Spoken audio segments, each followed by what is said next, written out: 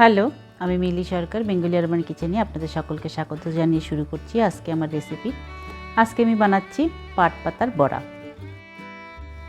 আপনারা সকলেই জানেন পাট পাতা ভীষণ ভালো স্বাস্থ্যের পক্ষে, আর এটা পাওয়া যায় শুধু গরমের সময়। সেই পাট পাতাতেই আজকে তৈরি করেছি এই বড়া। এখানে আমি বেশ কিছুটা পাট শাক নিয়ে নিয়েছি। এই পাট শাক থেকে বেছে পাতাগুলোকে বার করে নিচ্ছি। এখানে আমি এক বাটি পাট শাক বেছে নেব, যেটা দিয়ে আমি পকোড়া তৈরি করব। এখানে আমি একটা বড় বোল নিয়ে নিয়েছি। এবার আমি এর মধ্যে বানিয়ে নেব যে পকোড়া বানানোর জন্য যে ব্যাটারটার দরকার হবে সেটা আমি এখানে তৈরি করে নিচ্ছি। তার জন্য আমি প্রথমে এখানে দিয়ে দিচ্ছি 2 চামচ বেসন। তার সাথে আমি এর মধ্যে দিয়ে দিচ্ছি 4 চামচ মতো চালের গুঁড়ো। চালের গুঁড়ো দিলে বেশ পকোড়াটা বেশ ক্রিস্পি মতো হবে, খেতেও বেশ ভালো লাগে। তারপরে আমি এর মধ্যে দিয়ে দিলাম নুন, আধা চামচ নুন দিয়ে দিলাম, আর দিয়ে দিলাম সামান্য একটু হলুদ গুঁড়ো। এরপর আমি এর মধ্যে দিয়ে দিচ্ছি জল দিয়ে এটাকে বেশ ভালো করে নেড়ে নেব। আমি যে আজকে এখানে ব্যাটারটা তৈরি করেছি এর মধ্যে আমি কিন্তু লঙ্কা গুঁড়ো ব্যবহার করিনি। আপনি যদি চান তাহলে এর মধ্যে লঙ্কা গুঁড়ো সামান্য একটু দিয়ে নিতে পারেন নিজের স্বাদ অনুসারে। এরপর এই ব্যাটারটাকে খুব ভালো করে নেড়ে দিচ্ছি। ব্যাটারের থিকনেসটা এরকম হবে, খুব বেশি পাতলা হবে না, আবার খুব বেশি ঘনও হবে না। বেশ কিছুক্ষণ এটাকে নেড়ে এরকম ব্যাটার আমি তৈরি করে নিয়েছি। এখানে আমি আধা বাটি মতো ব্যাটার তৈরি করে নিয়েছি। আর পাট শাক যেগুলোকে বেঁচেছিলাম সেগুলো 2-3 বার বেশ ভালো করে জল দিয়ে ধুয়ে জল ঝরিয়ে নিয়ে নিয়েছি। পুরো ভিডিওটা দেখে লাইক, সাবস্ক্রাইব, শেয়ার বাটনটা টিপবেন আর বেল আইকনটা টিপতে ভুলবেন না। পাট পাতার পকোড়া বা বড়া ভাজার জন্য কড়াই বসিয়ে দিয়েছি। কড়াই গরম হয়ে গেলে এরপর আমি এর মধ্যে দিয়ে দিচ্ছি সাদা তেল। আজকে আমি পকোড়া সাদা তেলেই ভাজবো। আপনি চাইলে এটা সরষের তেলেও ভাজতে পারেন। এবার চালের আর বেসনের দিয়ে যে ব্যাটারটা তৈরি করেছিলাম তার মধ্যে দিয়ে দিচ্ছি কিছুটা পাট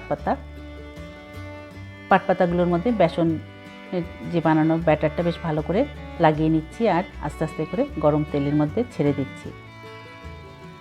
আঁচটা কিন্তু এখানে মিডিয়াম করেই রাখা আছে। মিডিয়াম করে রেখে এটাকে ভাজতে হবে। হাই ফ্লেমে ভাজতে গেলে ওপরটা পুড়ে যাবে, ভেতরটা কাঁচা থেকে যাবে। সেই কথা মাথায় রেখে আস্তে আস্তে করে তেলের মধ্যে পকোড়াগুলোকে ছেড়ে দিতে হবে।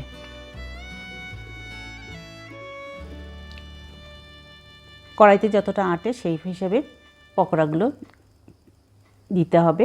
এখানে কিন্তু পকোড়ার জন্য পাট পাতাকে আমি কোনো রকম কেটে নেইনি বা কুচিয়ে নেইনি।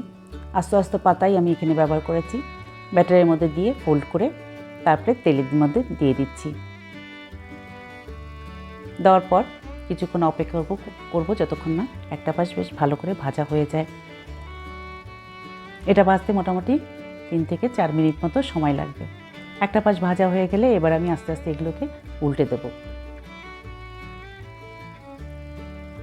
হালকা হাতে আস্তে আস্তে উল্টে দেব যাতে দুটো পাশই বেশ ভালো করে ভাজা হয়ে যায়।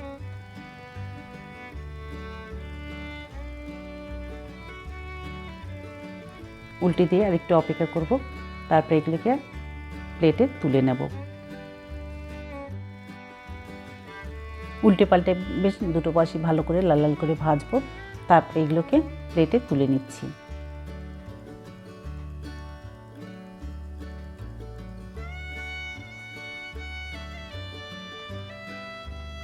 দেখুন কেমন সুন্দর মুচমুচে করে ভাজা হয়ে গেছে। এবার প্লেটে আমি এগুলোকে তুলে নিচ্ছি।